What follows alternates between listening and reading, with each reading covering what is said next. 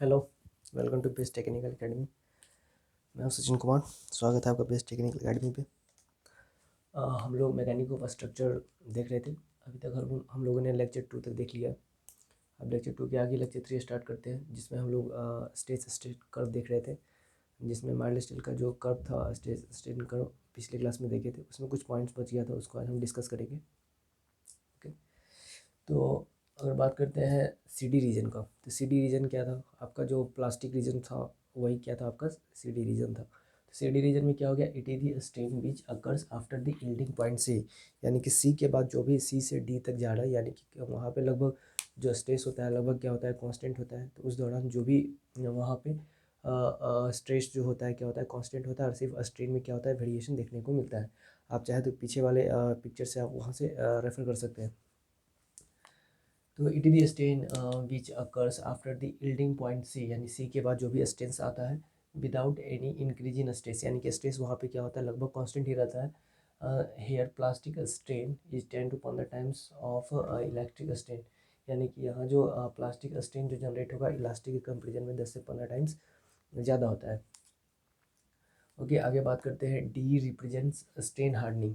D क्या है? D represent करता है स्ट्रेन हार्डनिंग को रिप्रेजेंट करता है। इसका क्या मतलब है? जब आपका ग्राफ यहाँ से D से E की तरफ जाता है, D से E की तरफ जाता है, तो उस केस में क्या होता है कि इसका स्ट्रेस जो होता है गेन करने लगता है आपका ग्राफ। आपका जो माइल्ड स्टील होता है क्या होता है कि वहाँ कार्बन जो एटम्स होते हैं वो माइल्ड स्टील में वो क्या होता है कि अपने आप को फिर से अरेंज करना स्टार्ट करते हैं, जिसकी वजह से क्या होता है कि स्ट्रेंथ आपका बढ़ना स्टार्ट हो जाता है फिर से। The material in this range undergo change in its atomic and crystalline structure, यानी कि इसके अंदर जो भी एटॉमिक एंड क्रिस्टलिन स्ट्रक्चर, इसमें याद रखना है कि in this the material in this range undergo change in its atomic and crystalline structure, यानी कि बेसिकली जो एटम्स है वो सब क्या होगा? अपना स्ट्रक्चर को चेंज करता है, जिसकी वजह से क्या होता है कि स्ट्रेंथ बढ़ता है। Resulting in increase resistance to further deformation, resulting in increased resistance to further deformation, जिसकी वजह से क्या होता है कि यहाँ पे क्या स्ट्रेंथ इसका बढ़ते जाता है। The portion is not use for structural design, और ये पोर्शन लेकिन इसको अगर बात करें तो इस पोर्शन को हम लोग स्ट्रक्चरल डिज़ाइन के लिए इस्तेमाल नहीं करते हैं। स्ट्रेंथ तो ज़्यादा मिलेगा, लेकिन स्ट्रक्चरल डिज़ाइन के लिए हम लोग इसको कंसिडर नहीं करते हैं। क्यों? ऐसा इसलिए कि अगर हम इस पर डिज़ाइन कर देते हैं तो स्ट्रेंथ तो ज़्यादा मिलेगा, इकोनॉमिकल हो जाएगा, लेकिन अगर भविष्य में अगर अर्थक्वेक आता है या फिर कोई भी रीजन से अगर स्ट्रेस बढ़ जाता है किसी वजह से आपके स्ट्रक्चर पे, तो उस केस पे क्या होगा कि थोड़ा सा लोड बढ़ेगा और ये अचानक से फ्रैक्चर पॉइंट पे चला जाएगा और ये आपका स्ट्रक्चर टूट जाएगा।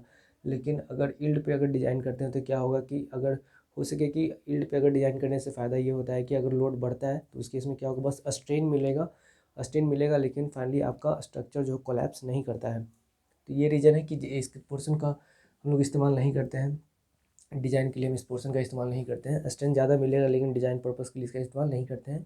ये रीज़न है इसका कि थोड़ा सा भी अगर स्ट्रेस बढ़ जाता है भविष्य में तो ये क्या होगा? डायरेक्ट फ्रैक्चर पॉइंट पे चला जाएगा, कोलैप्स कर जाएगा। आगे बात करते हैं ई इज अल्टीमेट पॉइंट। ई क्या है? आपका अल्टीमेट पॉइंट है। ई कहाँ पे होता था? बीच में यहाँ पे कहीं यील्ड पॉइंट हुआ करता था। क्या अल्टीमेट पॉइंट हुआ करता था? अल्टीमेट पॉइंट क्या था कि उसके कोरस्पॉन्डिंग जो होता है आपका माइल्ड स्टील का मैक्सिमम स्ट्रेंथ मिलता है।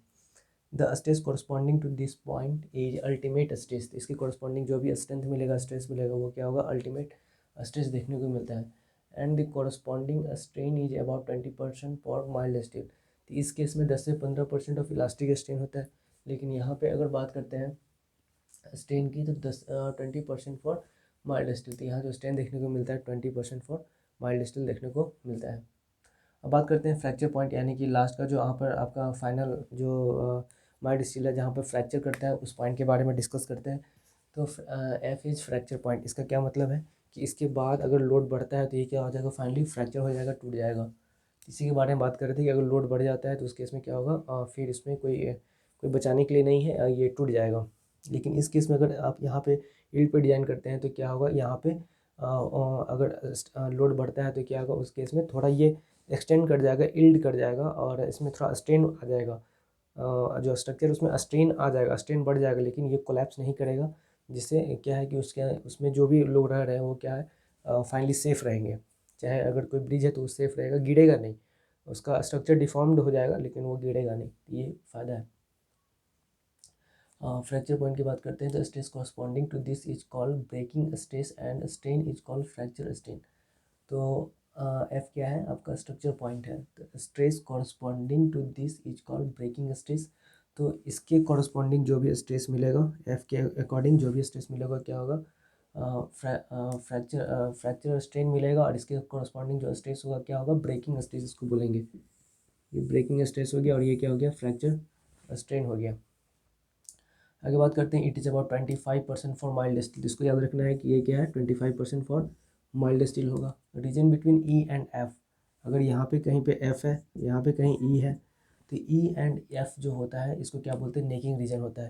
यानी ई ग्राफ पीछे वाले क्लास से रेफर कर सकते हैं, यहाँ पे भी देख सकते हैं। ई एंड एफ के बीच में जो भी रीजन होगा उसको क्या बोलेंगे हम लोग, नेकिंग रीजन के नाम से जानते हैं। और डी से ई क्या था, स्टेन हार्डनिंग रीजन था। ई से एफ क्या होगा, ई से एफ हो जाएगा नेकिंग रीजन हो जाएगा। क्यों नेकिंग रीजन क्यों बोलते हैं, क्योंकि इसमें क्या होता है कि थोड़ा एक्सटेंशन होता है। जब टूटने से पहले क्या होता है कि यहाँ पे नेकिंग रीजन बनता है, नेकिंग बनता है, उसके बाद क्या होता है फाइनली टूट जाता है। Region between E and F is the necking region in which area of cross section is drastically decrease. इस केस में क्या होता है कि ई से एफ में क्या होता है कि एरिया जो क्रॉस सेक्शन का है वो क्या होता है, ड्रास्टिकली डिक्रीज कर जाता है। ये ग्राफ है, लेकिन इसमें फिर आपको पढ़ना है कि एक्चुअल कर्व और इंजीनियरिंग कर्व में क्या डिफरेंस है। तो एक्चुअल जो स्ट्रेस था या फिर इंजीनियरिंग स्ट्रेस था, ये सब हम लोग पहले भी देख चुके थे। तो इंजीनियरिंग स्ट्रेस में क्या हुआ करता था कि एक्चुअल में हम लोग क्या लेते थे कि किसी टाइम पे जो लोड लग रहा है उसकी वजह से जो भी उसके एरिया में चेंजेज आ रहा था उसके रिस्पेक्ट में लेते थे। लेकिन इंजीनियरिंग और नॉमिनल में क्या लेते थे हम लोग, जो शुरू में ले चुके हैं एनॉट, उसी के रिस्पेक्ट में हम लोग सारा कैलकुलेशन करते थे। तो क्या चेंजेज आता है, ग्राफ कैसे बना उसको हम लोग कंसिडर करते हैं। यहाँ लिखा हुआ टेंशन, इसका क्या मतलब है कि अगर अगर कोई माइल्ड स्टील है उसमें अगर टेंशन लगा रहे हैं तो फाइनली उसमें क्या होगा कि एरिया घटेगा। तो एरिया घटेगा इसका मतलब क्या है कि उसमें स्ट्रेस बढ़ेगा, उसमें स्ट्रेस बढ़ेगा।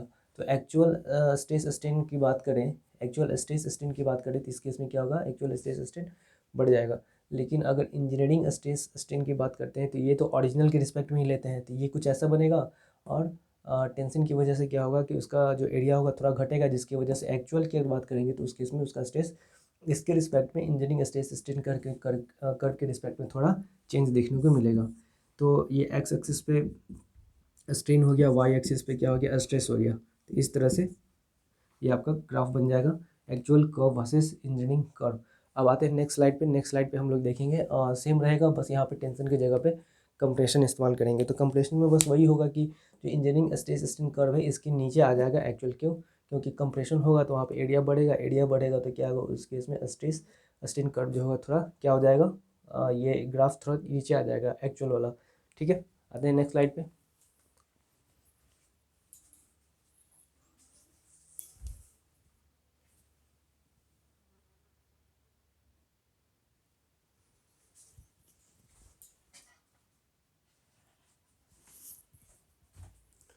ओके, आगे कंटिन्यू करते हैं इसको।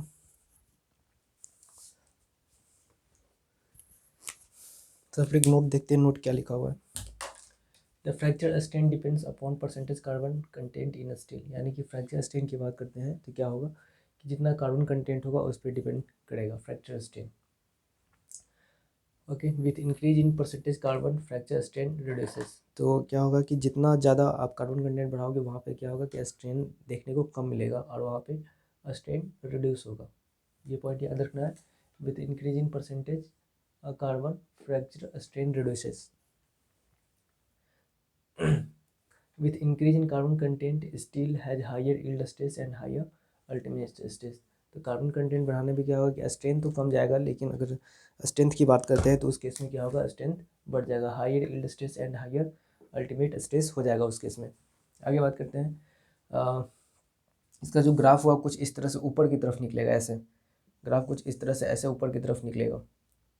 जितना ज़्यादा कार्बन कंटेंट होगा स्ट्रेन कम होते जाएगा और ये इस तरह से ऊपर की तरफ निकलते जाएगा।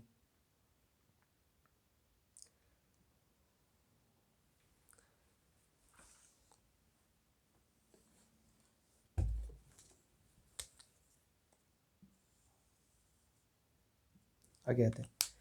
Compression curve for mild steel क्या लिखा हुआ है, compression curve for mild steel अभी हम लोगों ने टेंशन के लिए देखा था। अब हम लोग देखते हैं compression curve for mild steel कैसे बनेगा।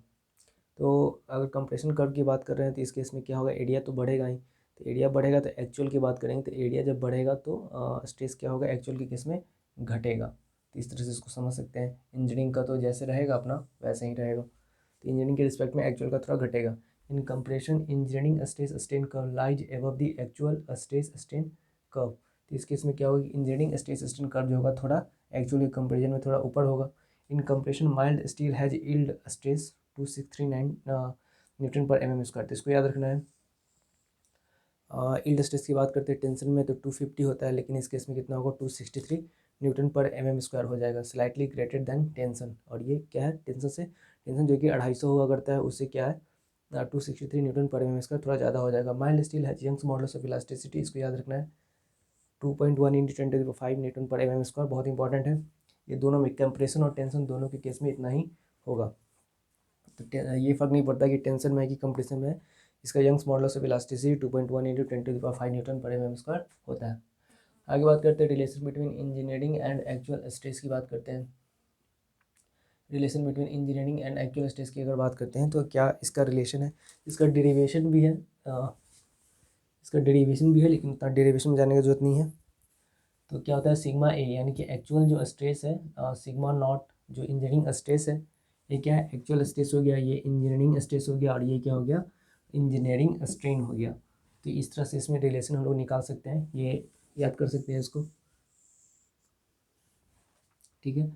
तो क्या हो गया, for tension take positive sign. अगर टेंशन को अगर पॉजिटिव टेंशन अगर दिया हुआ है तो उसके इसमें क्या लेना पड़ेगा, पॉजिटिव साइन लेना पड़ेगा, निगेटिव साइन को वहाँ पे हटा देना चाहिए। वहाँ पे निगेटिव जो साइन है, यहाँ निगेटिव भी है, तो वहाँ उस केस में क्या करना चाहिए, निगेटिव साइन को हटा देना चाहिए।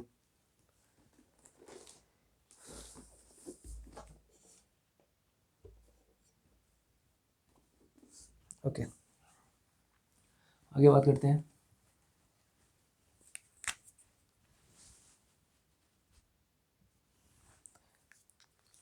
तो टेंशन के केस में क्या होगा, पॉजिटिव साइन लेंगे। इसका क्या मतलब है कि टेंशन जब हो रहा है तो एरिया थोड़ा घटेगा, तो एरिया घटेगा तो स्ट्रेस बढ़ेगा। इसलिए इस केस में क्या हो गया कि एक्चुअल स्ट्रेस जो टेंशन के केस में थोड़ा पॉजिटिव लेंगे तो बढ़ेगा, और कंप्रेशन के केस में एरिया नेगेटिव लेंगे तो घटेगा। तो सिग्मा ए क्या है, एक्चुअल स्ट्रेस है, सिग्मा नॉट क्या है, इंजीनियरिंग स्टेट है, एप्सिलॉन नॉट क्या है, इंजीनियरिंग स्ट्रेन है। While driving above equation volume changes in neglected which is true in plastic region. तो ये मान के चलते हैं कि एरिया घट रहा है, तो एरिया घट रहा है तो उसको कंपनसेट कौन करेगा, लेंथ बढ़ जाएगा। तो इस केस में क्या होता है कि इस केस में क्या होगा कि आपका जो वॉल्यूम होता है वो सारा क्या होता है, कांस्टेंट होता है। ओके, तो आगे आते हैं। इसका डेरिवेशन अगर देखना है तो कोई इंपॉर्टेंट नहीं है इसको डेरिवेशन देखना, इसको छोड़ सकते हैं, नहीं तो इसको देख सकते हैं।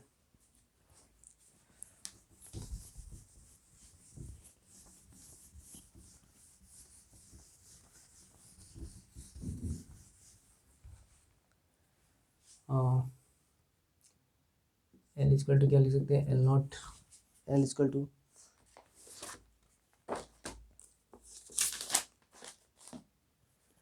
L naught plus minus delta L, और ये आपका क्या हो गया, ये ओरिजिनल इंजीनियरिंग के रिस्पेक्ट में हो गया, ये आपका किसी टाइम पे हो गया, ठीक है। तो इस तरह से हम लोग क्या कर सकते हैं, सिग्मा इजकल टू क्या लिख सकते हैं, पी बाई ए लिख सकते हैं। तो इसको कैसे फिर से डिनोट कर सकते हैं, P by A naught into A naught by A.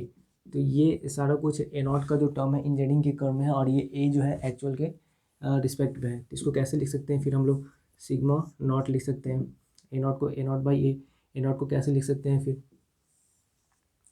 A naught by ए हो जाएगा। तो इस तरह से इसको फिर कैसे लिख सकते हैं हम लोग, तो एक और हम लोग के पास फॉर्मूला होता है, A naught L naught equal to A into L, यानी कि क्या है इसमें वॉल्यूम कांस्टेंट है, यानी कि वॉल्यूम को क्या लेके चलना है हम लोग को इस केस में, which is true.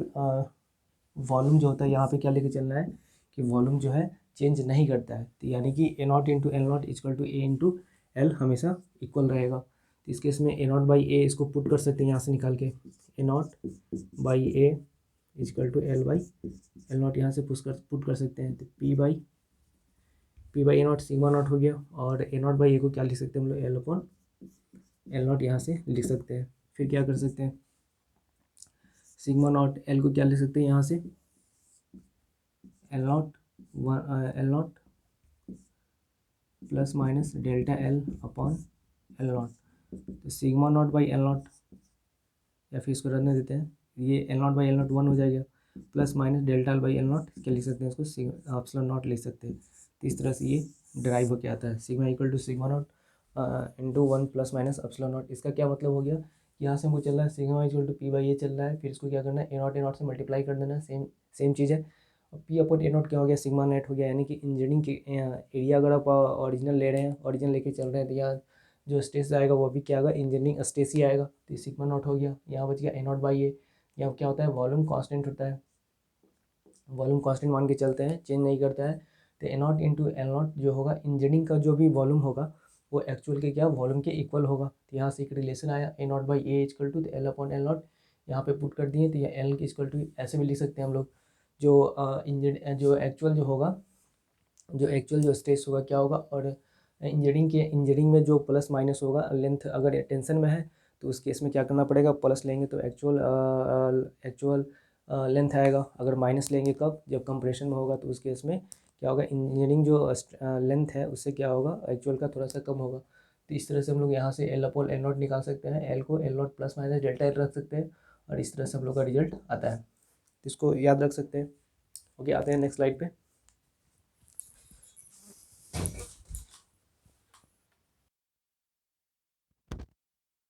It's 14:54. To hear your notifications, follow the notification in your phone to turn on notification access. Okay, आगे आते हैं। सी रोटेशनल कर्व और अदर ग्रेड ऑफ स्टील। तो अगर बात करते हैं माइल्ड का, तो माइल्ड का तो हम लोग देख चुके हैं, इस तरह से कुछ ग्राफ बनता है। यहाँ पे अपर यील्ड होगा, लोअर यील्ड होगा, और यहाँ फ्रैक्चर पॉइंट होगा, और अल्टीमेट स्ट्रेंथ होगा, प्रोपोर्शनल इलास्टिक लिमिट, ये सब होता है। लेकिन जैसे जैसे हम कार्बन का कंटेंट बढ़ाते हैं तो क्या होता है कि ग्राफ कुछ इस तरह से बनेगा, और कार्बन कंटेंट बढ़ा दिए तो कुछ इस तरह से ग्राफ बन जाएगा। तो ये क्या है, किसके लिए बनता है, ये टूल स्टील या फिर हाई टेंसाइल स्ट्रेंथ स्टील है उसके लिए बनता है, या फिर इसको बोलते हैं ये हाई स्ट्रेंथ स्टील है उसके लिए ऐसे बनता है, हाई टेंसाइल स्ट्रेंथ स्टील है इसके लिए ऐसे बन जाएगा। ठीक है, लो कार्बन स्टील है तो उस केस में इस तरह से कुछ ग्राफ बनता है, जैसे कि माइल्ड स्टील का एग्जांपल हो गया। तो ये इस तरह से ग्राफ इसका बनेगा। अब कुछ पॉइंट्स है उसको याद करना इंपॉर्टेंट है। Remembers all the grade of steel have same Young's modulus of elasticity. तो उसमें कार्बन कंटेंट कुछ भी हो, उसका जो यंग्स मॉडुलस ऑफ इलास्टिसिटी जो कि ई होता है 2.1 इंटू 10⁵ न्यूटन पर एम स्क्वायर, ये होगा। Among all steel grades, high tensile steel is more brittle and mild steel is very ductile।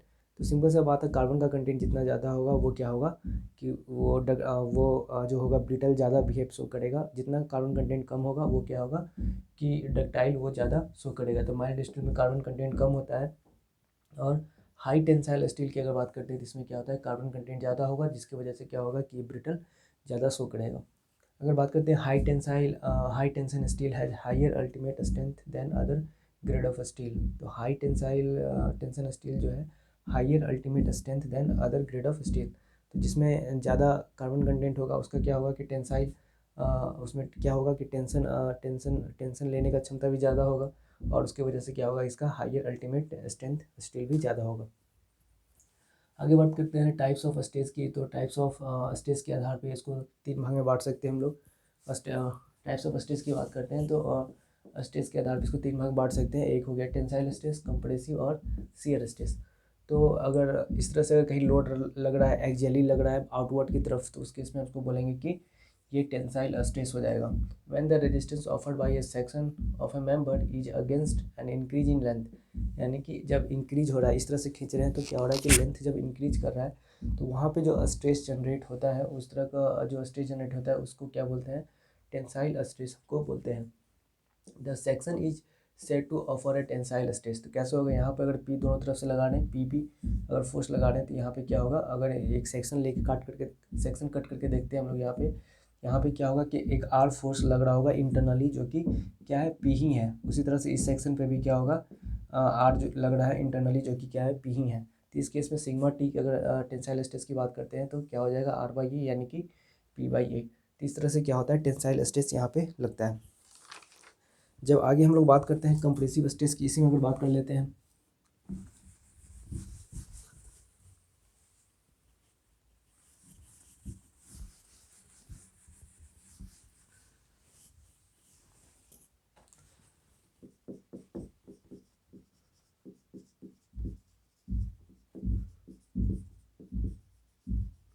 फिर कंप्रेसिव स्ट्रेस की बात कर लेते हैं तो बिल्कुल एज इट इज ऐसे ही रहेगा। यहाँ पे एक कंप्रेसिव फोर्स लगेगा पी इस डायरेक्शंस में। फिर यहाँ पे एक सेक्शन लेके देखते हैं हम लोग तो क्या होगा, यहाँ पे पी फोर्स लग रहा होगा, यहाँ पे कोई आर फोर्स लग रहा होगा। उसी तरह से इस सेक्शन पे भी यहाँ पे अगर पी फोर्स लग रहा है तो यहाँ पे भी क्या होगा, अंदर की तरफ आर फोर्स लग रहा होगा, जो कि ये पी के इक्वल है और ये भी क्या हो जाएगा, पी के इक्वल है। तो यहाँ भी हम लोग क्या कर सकते हैं, सिग्मा सी लिख सकते हैं, तो जो कि क्या होगा आर बाई ए हो जाएगा, जो कि पी बाई ए ही है इस तरह से। तो ये आपका कंप्रेसिव फोर्स हो गया, बस डायरेक्शन चेंज हो गया, फोर्स का कंप्रेशन में आ गया, तो ये क्या हो गया, कंप्रेसिव फोर्स हो गया। अब इसमें एक और बात करते हैं टेंसाइल स्ट्रेन की। तो क्या हो जाएगा, tensile strain epsilon T equal to क्या हो जाएगा, तो डेल्टा एल जो भी चेंज आया लेंथ में, इसको अगर खींच रहे हैं दोनों तरफ से तो जो लेंथ में चेंज आएगा, कोई लेंथ में चेंज आ गया हो, पहले यहाँ था इतने दूर में था, अब कितना हो गया, इतना हो गया, इस तरह से डॉटेड लाइन। तो उस केस में क्या होगा, delta L upon L not लिख सकते हैं। तो ये टेंसाइल स्ट्रेन हो गया। अगर बात करते हैं कंप्रेसिव स्ट्रेन की,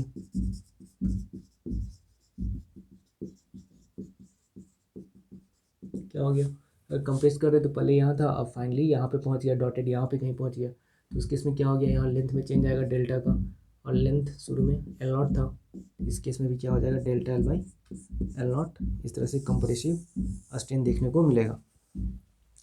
अब फाइनली एक बच जाता है एक और पॉइंट, वो हमारा है टेंजेंशियल स्ट्रेस बच गया।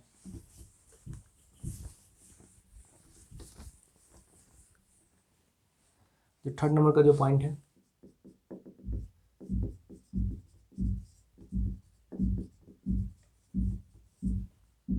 टेंजेंशियली बोल लीजिए या फिर सीयर बोल लीजिए, सीयर स्ट्रेस। इसमें एक ब्लॉक मान के चलते हैं हम लोग, इस तरह से ब्लॉक है, इसमें क्या हो रहा है, ऊपर से एक फोर्स लग रहा है टेंजेंशियली, यहाँ पे पी फोर्स लग रहा है, तो क्या होगा, इसका थोड़ा सीयर में चला जाएगा। इसका शेप कुछ इस तरह से मान के चलते हैं। तो ये लेंथ हो गया फाई, और ये मान के चलते हैं कि डेल्टा एल इसमें चेंज आ गया, और ये मान के चलते हैं कि ये जो लेंथ है एल है, ठीक है। तो अगर यहाँ सीयर स्ट्रेस के ऊपर कोई बात बोलता है तो क्या लिखेंगे, टेन फाई इक्वल टू क्या होता है, डेल्टा एल अपॉन एल, इस तरह से। तो यहाँ पे टेन फाई इक्वल टू हम लोग फाई भी लिख सकते हैं, क्यों, phi is very small, phi क्या है यहाँ पे, वेरी स्मॉल है, तो इस केस में क्या लिख सकते हैं, टेन फाई को फाई भी लिख सकते हैं। तो यहाँ पे कैसे लिख सकते हैं, phi equal to delta L upon L. तो ये क्या हो गया, सीयर स्ट्रेन, सीयर स्ट्रेन हो गया। फाई काफ़ी स्मॉल है, ठीक है। तो इस तरह से हम लोग क्या डिफाइन कर सकते हैं, सीयर स्ट्रेन को हम लोग डिफाइन कर सकते हैं। अगर सीयर स्ट्रेस की बात करता है तो कैसे करेंगे हम लोग, अगर सीयर स्ट्रेस की अगर बात करता है, टाउ इक्वल टू क्या हो जाएगा, तो इंटरेक्शन में कितना फोर्स लग रहा है, पी लग रहा है, एरिया कितना है यहाँ पे, इसकी अगर एरिया की बात करते हैं, एरिया कितना हो जाएगा, अंदर की तरफ मान के चलते हैं कि यूनिट लेंथ है, और ये लेंथ मान के चलते हैं एल है, इस तरह से। तो क्या हो जाएगा, एल इंटू वन हो जाएगा। तो इस तरह से यहाँ पे सीयर स्ट्रेस का वैल्यू आ जाएगा P into P upon L into one, ठीक है। अगर सीयर स्ट्रेन का value delta L upon L हो जाएगा, जो कि क्या है, टेन फाई को फाई लिख सकते हैं। इस तरह से यहाँ पे क्या आ जाएगा, सीयर स्ट्रेन आ जाएगा, सीयर स्ट्रेस आ जाएगा। ओके, तो यहाँ तक आप इस तरह से स्ट्रेस को समझ सकते हैं। फिर जो भी है अगले क्लास में हम लोग देखेंगे। यहाँ पे बस ध्यान देना ये है कि सीयर स्ट्रेन की जब बात करते हैं तो लेंथ हम लोग इस डायरेक्शन का लेते हैं, और इसकी जो परपेंडिकुलर जो डिस्टेंस होता है उसको हम लोग डेल्टा एल अपॉन, यानी कि लेटरल डिस्प्लेसमेंट अपॉन डिस्टेंस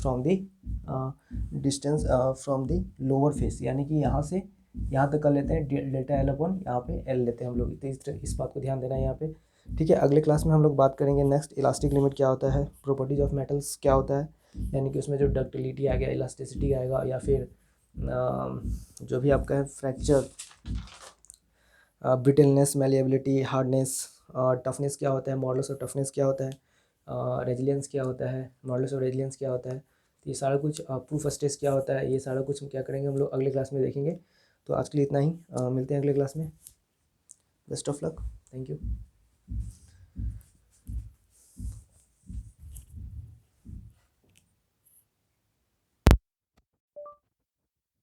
1503.